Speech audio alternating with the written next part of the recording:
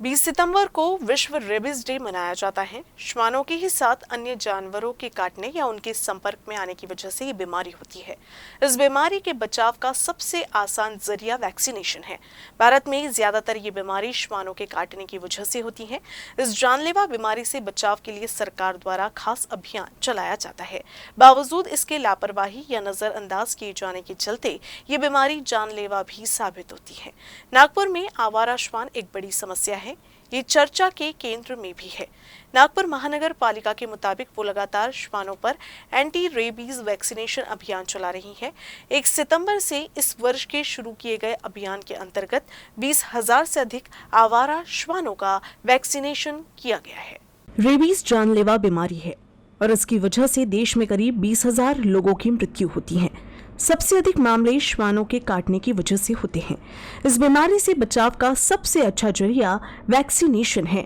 चावा घेतल्यानंतरच्या 24 तासाच्या आत त्याने इंजेक्शन घेणे, तसेच जखम मोठी असेल आणि त्यातून ब्लिडिंग होत असेल तर अशा याच्यात इम्युनोग्लोबुलिनसुद्धा इंजेक्ट करून घेणे अतिशय आवश्यक आहे। यासोबतच नंतर 037 आणि 14 अशा जे डोजेस आहेत ते 10 दिवसाच्या आत जे येणारे 3 डोजेस आहेत हे कंपल्सरीली घ्यायलाच पाहिजे। रेबीज को लेकर जो समझ है उसमें अगर इस बीमारी के लक्षण मानवीय शरीर के मस्तिष्क में चले जाए तो ये 100% घातक है। इसीलिए जरूरी है कि घरेलू या आवारा श्वानों के काटने के बाद वैक्सीनेशन लिया जाए। रेबीज बीमारी के नियंत्रण के लिए जानवरों का भी वैक्सीनेशन किया जाता है।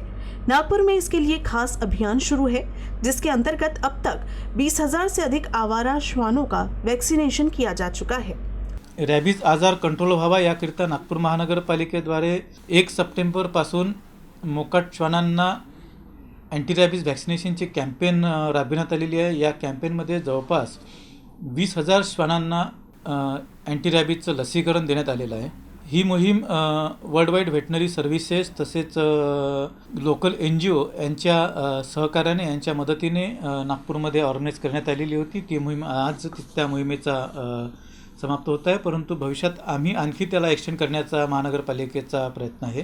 रेबीज खतरनाक बीमारी है, इसीलिए इसके बचाव के लिए जागरूक रहना भी जरूरी है। कई मामलों में ये बीमारी सिर्फ श्वानों के काटने से नहीं बल्कि उनके मानवीय शरीरों को चाटने से भी हो सकती है।